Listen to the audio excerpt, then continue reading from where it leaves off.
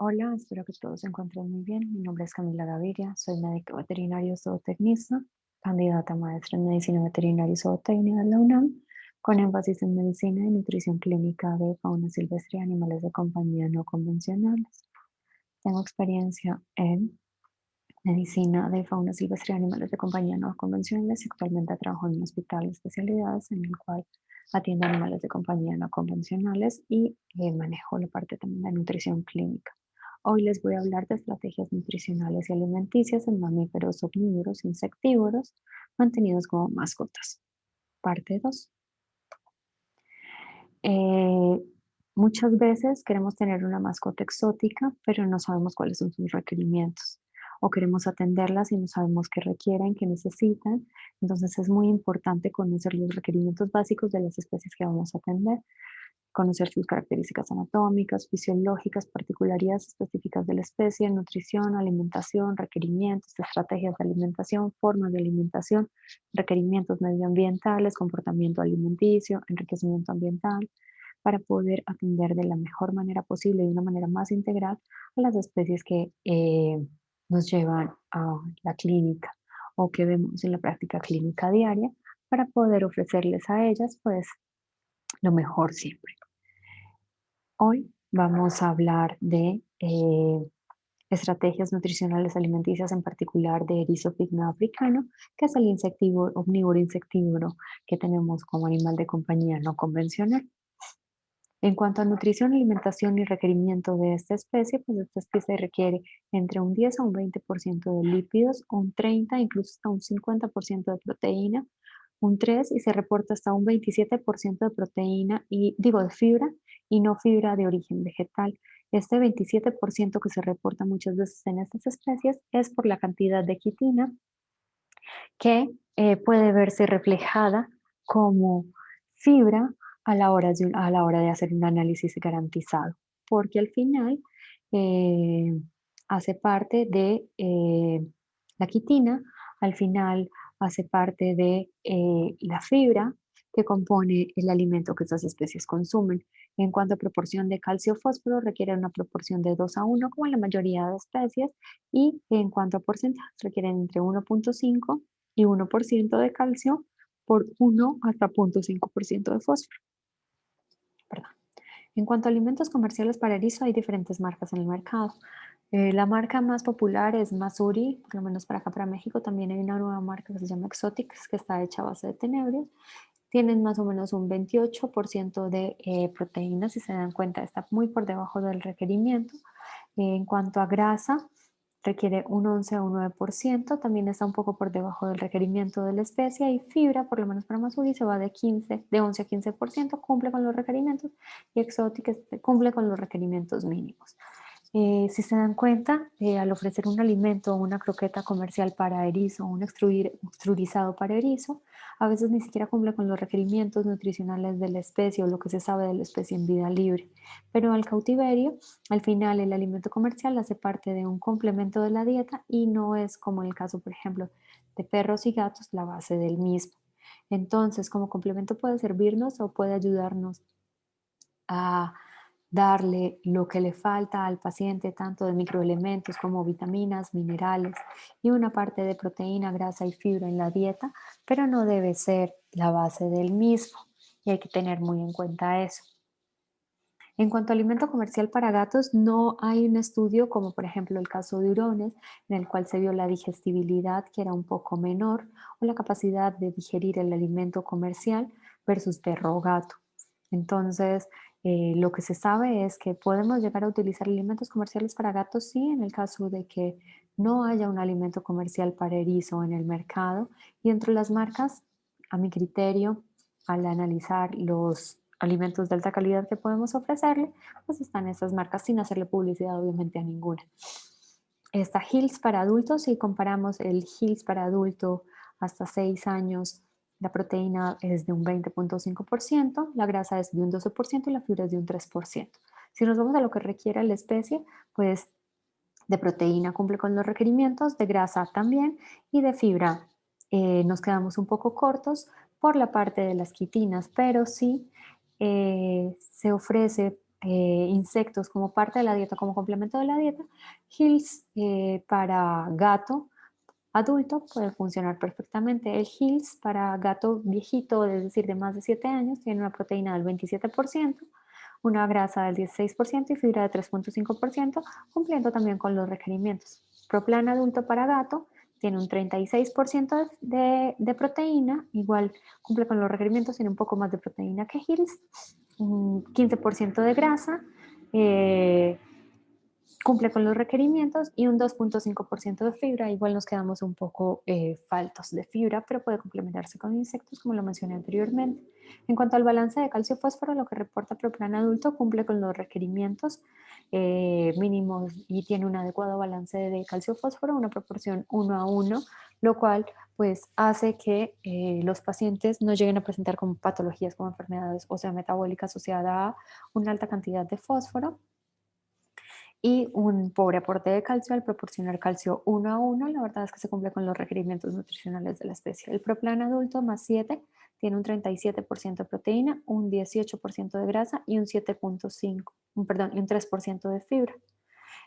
Cumple igual con los requerimientos en una proporción de calcio 1 a 1. La verdad es que está bien. El Proplan reducido en calorías, a mi gusto, es uno de los más adecuados. Tiene un 40% de proteína, tiene mucha más proteína que Hills y Proplan adulto y Proplan adulto más 7. Tiene de un 7 a un 10% de grasa, tiene menor cantidad de grasa, lo cual es bueno porque si son animales que tienden a la obesidad, pues les puede ayudar un poco que tenga mayor cantidad de proteína y menos grasa, y tiene un 7,5% de fibra. Si comparamos con los 4 alimentos anteriores, pues tiene un poco más de fibra. Proporción de calcio 1 a 1, lo cual es bastante bueno. Entonces, dentro de los alimentos que llevamos, para mi gusto es una de las mejores opciones. En cuanto a Proplan para gatos esterilizados, igual tiene un 40% de proteína, tiene un poco más de grasa y un poco menos de fibra. También es un porcentaje 1 a 1 de calcio-fósforo. El Satiety de Royal Canin a mí me gusta muchísimo. Tiene un 32% de proteína, con lo cual cumple con los requerimientos, un 7% de grasa. Si se dan cuenta y si comparamos, se parece un poco al Proplan reducido en calorías, tiene un poco menos de grasa que los alimentos de mantenimiento de adulto y tiene mucha fibra, eso me gusta muchísimo, que tiene un 14,3% de fibra. Entonces si el paciente casi no consume insectos, el Satiety nos puede ayudar como un poco en ese sentido para mantener los niveles de fibra adecuados. El Hills adulto indoor también tiene un 36% de proteína, un 16% de grasa, tiene mucha más grasa que los anteriores, pero igual cumple con los requerimientos, y 9,3% de fibra, teniendo un poco más de fibra que el Hills adulto, adulto más 7, el Proplan adulto, el adulto más 7 de Proplan, y el Proplan reducido en calorías, y el para gato esterilizado, compitiendo un poco con el Satiety y ofreciendo un buen balance de calcio-fósforo. Me fui como por las marcas como más comerciales o más fáciles de conseguir, o son marcas relativamente conocidas o reconocidas. Eh, pero igual lo ideal, como lo he mencionado, por lo menos para hurones, es irnos a las etiquetas, ver ingredientes, ver qué es lo que nos está ofreciendo este alimento en cuanto a ingredientes principales. Por lo general, lo más importante al evaluar el alimento que estamos ofreciendo es ver si la calidad de los ingredientes con el que se hace el mismo es buena. No es lo mismo un alimento, por ejemplo, que diga que tiene harina de carne a que tenga pollo o a que tenga carne de res u otra proteína diferente. Y eso nos habla mucho como de la calidad del mismo. Lo ideal sería no ofrecer alimentos que tengan proteína de origen vegetal, a pesar de que estén suplementados, y ofrecer alimentos bajos en grasa para evitar tener problemas de obesidad en estas especies, debido a que es un problema relativamente común el cautiverio de erizo pigmeo africano. También, otra cuestión es el tamaño de la partícula. Por lo general, las croquetas diseñadas para erizo, el tamaño de la partícula es muy chiquitita. ¿Qué tan chiquita es? Para que se hagan una idea, más o menos es una partícula de unos 0,2 milímetros. O sea, si se dan cuenta, son croquetas literal como granitos muy, muy chiquitas y le facilitan un poco al paciente el consumo del mismo. También croquetas que tengan el tamaño de la partícula un poco grande o grande, como si fuera para un gato o un animal mucho más grande que un erizo, puede hacer que él mismo lo rechace solo por el tamaño de la partícula, pero también hay que ver con qué es con lo que se cuenta a nivel comercial para poder elegir la mejor opción para estas especies. La idea no es como hacer una receta de cocina o darle publicidad a las marcas que he mencionado anteriormente, sino ver las mejores opciones a nivel comercial que se pueden ofrecer para estas especies, porque vamos a lo mismo que hablábamos en hurones. Si ya vamos a invertir en un animal de compañía no convencional, pues tenemos que tener en cuenta de que debemos ofrecer por lo menos un alimento de muy buena calidad, que tenga buen balance de nutrientes, que tenga buena cantidad de lípidos, buena cantidad de proteínas, un buen aporte de fibra, un buen aporte de calcio fósforo, que esté balanceada, que tenga vitaminas, microelementos como minerales, para poder cumplir con los requerimientos mínimos de estos pacientes. Entonces, pueden hacer como esta misma tabla comparativa con los alimentos que a su criterio puedan llegar a cumplir con los requerimientos de estas especies, hacer el ejercicio con qué es lo que reporta eh, estos autores para los requerimientos de erizos, que son Simón y Ellen para requerimientos nutricionales y alimenticios de esta especie y comparar con los alimentos con los que contamos a nivel comercial e irnos a la tabla como de ingredientes del mismo y ver si son alimentos de buena calidad. Por lo general, los tres primeros ingredientes de la fórmula que nos están dando del alimento son los que hay en mayor proporción en esta fórmula que nos están vendiendo. Entonces, si es una proteína de buena calidad, si va más allá de harinas a base de arroz o de trigo o de cualquier otro cereal, pues podemos considerarla como un alimento de buena calidad. También en cuanto a alimentos grain free, ya lo había mencionado en la presentación de hurones, hay que tener mucho cuidado porque algunos de estos alimentos están reportados por la FDA o incluso los pueden ustedes buscar en Google como alimentos reportados por la FDA que causan cardiomiopatía dilatada en perros y gatos. Y si causan cardiomiopatía y están reportados que generan cardiomiopatía dilatada en perros y gatos, es probable que puedan generarla en estos pacientes. Muchas veces es porque están deficientes de taurina o la proporción de ingredientes que dicen tener no es realmente la que tienen y lastimosamente pues puede ocasionarnos problemas de salud en los pacientes que estamos atendiendo.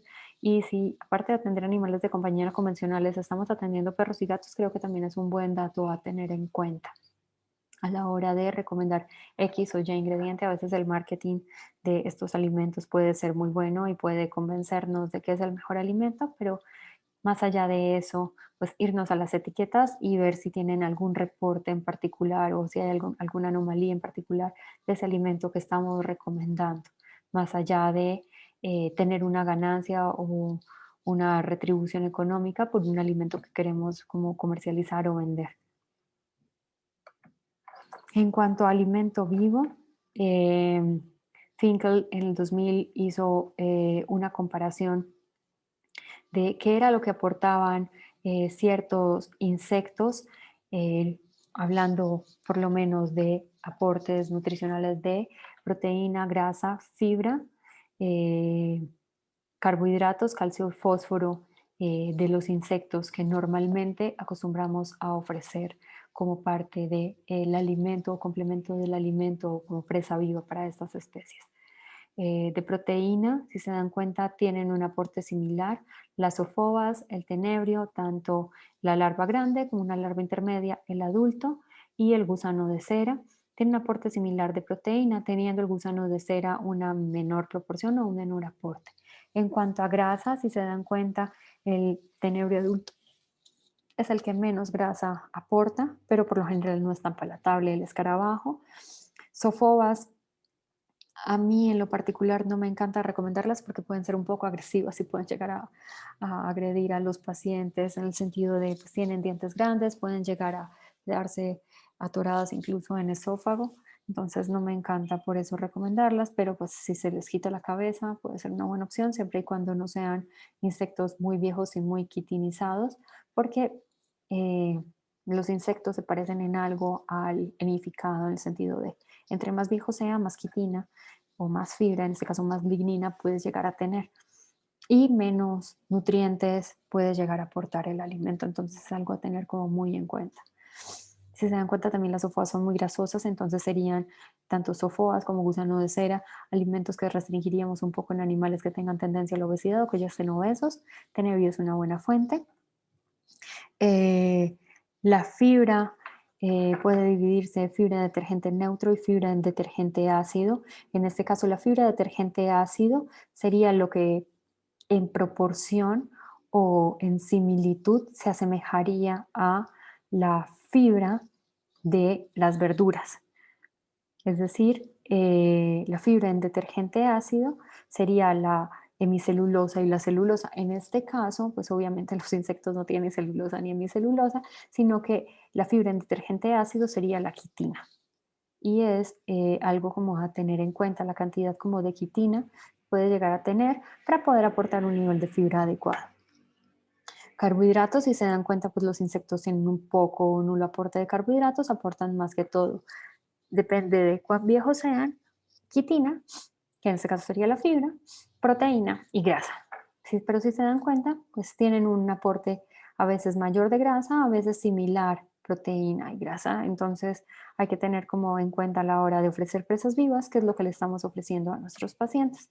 Otras especies que podemos encontrar como alimento vivo son el gusano de seda, Acheta doméstica, que es el grillo, y podemos ofrecerlo tanto adulto como grillo, y lombrices de tierra. En cuanto a humedad, si se dan cuenta, tiene una humedad similar, excepto la acheta adulta, que es un poco más seca. Proteína, gusano de seda tiene menor proporción de proteína de todos los insectos que hemos mencionado.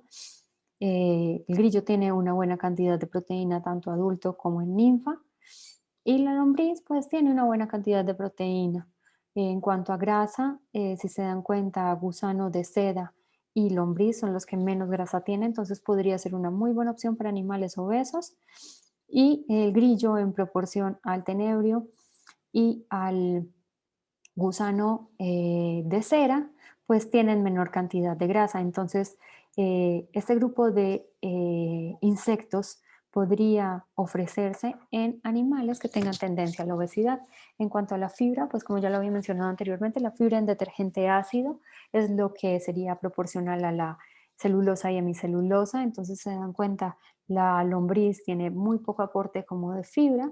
eh, el gusano de seda tampoco tiene mucho aporte de fibra y el grillo en proporción a tenebrio y tenebrio y sofoa ofrece menos cantidad. En cuanto a carbohidratos, pues los insectos coinciden, todo el grupo de insectos anteriormente mencionado como un poco aporte de carbohidratos y por lo general la mayoría tienen un desbalance calcio-fósforo. Entonces a la hora de ofrecer insectos es muy importante suplementar las presas con calcio. El calcio a nivel comercial, que es más fácil de conseguir, es el carbonato de calcio, pero ojo con esto, hay que tener en cuenta la hora de suplementar las presas con calcio el tipo de calcio que se está ofreciendo. ¿Por qué? Porque si es un calcio que no está diseñado para absorberse a nivel intestinal, a la hora del carbonato de calcio entrar en contacto con el ácido clorhídrico del estómago, se forma una sal cálcica que no es eh, digestible o que no puede ser absorbida a nivel gastrointestinal. Entonces, si el carbonato de calcio eh, se vuelve cloruro de calcio, pues no puede ser absorbido y es eliminado en las heces. Entonces, la suplementación de las presas no es la adecuada. Por lo general, cuando suplementamos con carbonato de calcio, se sabe que más o menos entre el 30 y el 20% de lo que ofrecemos es realmente lo que se está absorbiendo. Pero si es un calcio que no tiene una capa entérica, pues se reduce un poco la proporción o el balance calcio-fósforo. Entonces, lo ideal sería ofrecer un calcio adecuado para poder suplementar. Muchas veces en los foros nos dicen, podemos suplementar el carbonato de calcio con TUMS. Las TUMS, no sé si se consiguen en Colombia, creo que sí, si mal no recuerdo. Son carbonato de calcio en pastillas, pero está diseñado para disminuir la acidez gastrointestinal. ¿Y cómo le disminuye la acidez gastrointestinal? Pues se mezcla con el ácido clorhídrico del estómago, forma cloruro de calcio y pues disminuye el pH gastrointestinal, o más bien el pH gástrico, ayuda para la acidez estomacal, pero este calcio o esta sal de calcio que se forma no es absorbible o no es biodisponible para el paciente. Entonces, lo ideal sería ofrecer un calcio de buena calidad, un calcio a nivel comercial que sea adecuado para suplementar las presas y poder cumplir con los requerimientos o con el balance calcio-fósforo para evitar problemas relacionados a desbalances de calcio-fósforo en la dieta, como el hiperparatiroidismo nutricional secundario o comúnmente conocido como enfermedad ósea metabólica, en la cual por un aporte excesivo de fósforo en la dieta eh, se estimula la paratiroides para que haya movilización de calcio endógeno y entonces tenemos una descalcificación del paciente presentando eh, por lo general, eh, enfermedad ósea metabólica. En cuanto a qué comía un erizo en vida libre. Pues la dieta de un erizo en vida libre es principalmente insectos, pequeños vertebrados como serpientes, lagartos, huevos de aves, polluelos, pequeños roedores, caracoles, babosas, cangrejos, frutas, hongos. Entonces, lo que se sabe de vida libre se trata de traspolar al cautiverio. Y tenemos para un animal en cautiverio, pues obviamente agua libre acceso, porque si no le ofrecemos agua a nosotros, pues el desgaste metabólico para obtener agua metabólica es mucho mayor y podemos tener animales que pueden deshidratarse y tener problemas eh, eh, endógenos o problemas metabólicos o problemas eh, o enfermedades asociadas a una deshidratación severa. Lo ideal sería siempre ofrecer bebederos de balín o traste. En lo particular, sé que Simón y Ellen en el 2004 y en el 2009 reportaban que no era tan bueno el bebedero de balín porque podría llegar a lastimarse la boca o los dientes y que recomendaban más el traste, pero no es una regla, no es una receta de cocina, puede ofrecerse a los animales siempre y cuando veamos que el mismo bebedero no nos está generando problemas en los pacientes. Croquetas comerciales de alta calidad para erizo, Masuri, sin hacerle publicidad a Masuri, tiene. Lo ideal sería, para mi gusto particular, ya con lo que les mostré anteriormente, yo sugiero las de gato castrado, las de gato esterilizado o las Society de Royal Canin. Insectos, podemos, en lo particular me gusta mucho sugerir grillos, sugerir lombrices, gusanos de cera, por último, gusanos de seda. No me encantan las ofobas porque son muy grasosas, son muy agresivas y nutricionalmente, para mi gusto particular, si comparamos como la tabla anterior que las tablas anteriores que les mostré, pues tienen mucha grasa, tienen poca fibra, el porcentaje de proteína no está tan mal, pero pues hay mejores opciones. En cuanto a frutas y verduras, pues lo ideal sería ofrecer frutos carnosos, verduras para aumentar la palatabilidad pueden ser cocidas siempre y cuando los animales no sean obesos, porque al cocer las verduras, los carbohidratos en estas se vuelven más biodisponibles y podemos tender hacia la obesidad o podemos hacer que los animales tiendan hacia la obesidad. En cuanto a premios, podemos ofrecer huevo duro o huevos de codorniz. En la proporción de huevo duro que podríamos ofrecer una o dos veces a la semana podría ser más o menos lo equivalente a un huevo o medio huevo de codorniz, dependiendo de cuán obeso sea nuestro paciente. Requesón, queso cottage. A veces también recomiendo fusis, pinkies, como parte de la dieta en estos pacientes y lo dejo también muy a criterio porque si el propietario no quiere ofrecerle ratones a estas especies, pues también es válido y también se puede no ofrecer. O sea, no pasa nada si no se ofrecen, pero es una opción que se deja como abierta debido a la forma de alimentación de estas especies.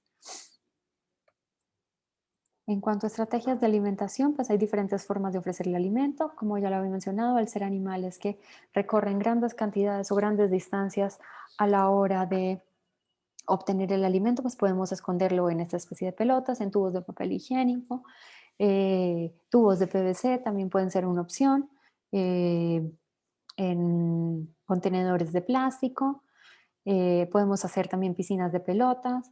Podemos también colocarlos en diferentes partes del recinto, hacer también corrales para que el paciente tenga nivel de actividad y en esos mismos los corrales ofrecer el alimento en diferentes puntos y así pues jugar con las estrategias de alimentación de los pacientes, poniendo como similitud a lo que ellos podrían realizar en vida libre, que es recorrer grandes distancias para obtener el alimento. En cuanto a la literatura básica que recomiendo para estas especies, igual está el Exotic Pet Practice, los Unusual, eh, Clinical Medicinal Surgery de Quisenberry y los Unique Pet Species pueden ser también una muy buena opción. Quedo a su disposición por si tienen dudas, preguntas o cualquier inquietud con respecto a este tema. Espero que tengan un buen día y pues quedo atenta a cualquier duda o inquietud que tengan.